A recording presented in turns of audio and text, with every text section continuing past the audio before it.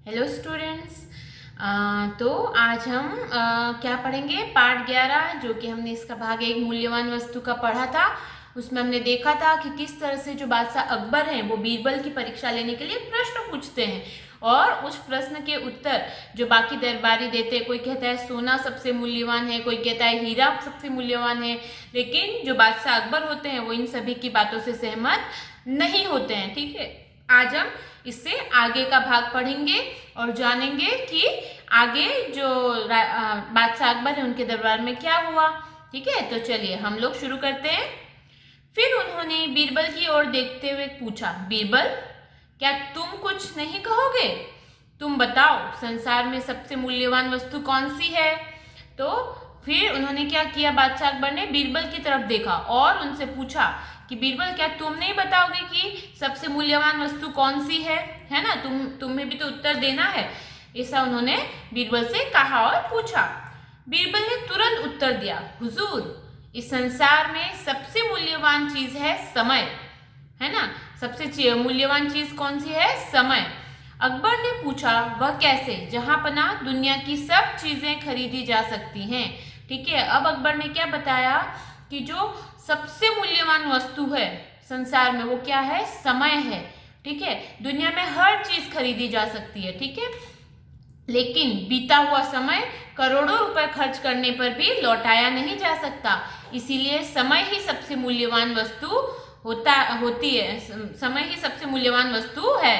ठीक है, यहाँ पर उन्होंने क्या कहा कि हम हर चीज खरीद सकते हैं। अगर हमारे पास पैसे हैं, ठीक है, तो उससे हम सब कुछ खरीद सकते हैं, लेकिन जो हमारा समय जा चुका है, जो बीता हुआ समय है, मतलब बीता हुआ समय का अर्थ होता है जो समय जा चुका है, उसे हम कितने भी पैसे खर्च कर दे, करोड़ों रुपए खर्च कर दे, लेकिन वो समय, ठीक है, जो जा चुका है उसे हम वापस नहीं ला सकते हैं। इसीलिए समय ही सबसे मूल्यवान है।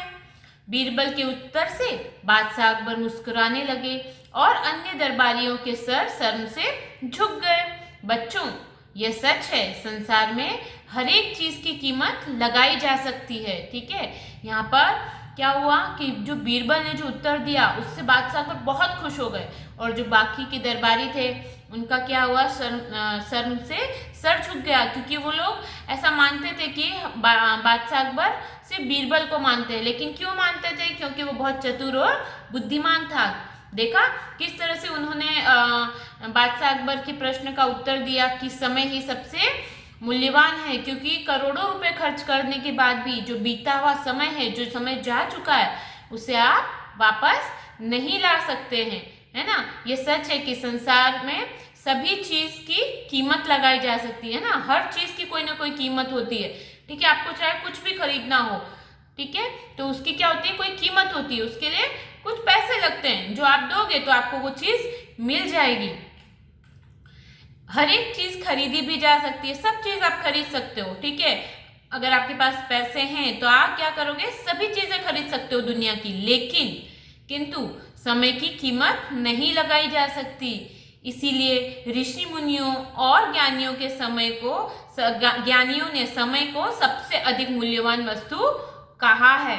ठीक है, जैसे अगर हमारे पास पैसे हैं, ठीक है, तो क्या होगा उससे मनी है, अगर आपके पास पैसे हैं, रुपए हैं, तो आप क्या करोगे?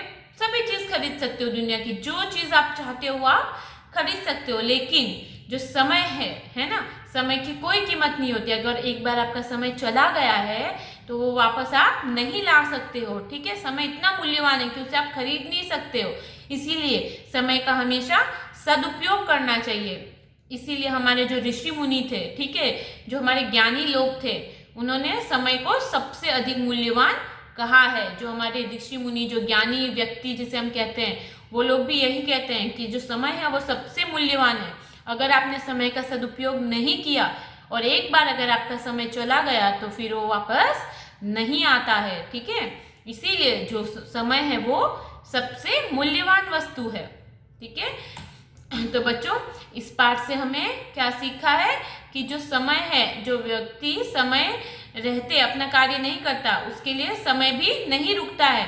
इसीलिए अपना कार्य हमेशा हमें समय पे करना चाहिए, क्योंकि एक बार अगर समय चला गया तो उसे आप फिर से नहीं खरीद सकते, क्योंकि वो सबसे मूल्यवान है, वो वापस नहीं आएगा। इसीलिए बच्चों आप लोग भी, आपके पास समय है, आप लोग पढ़ लिख कर आगे बढ़ सकते हो, तो अच्छे से पढ़ाई कीजिए, ठीक है। घर पर रहिए, सुरक्षित रहिए। धन्यवाद।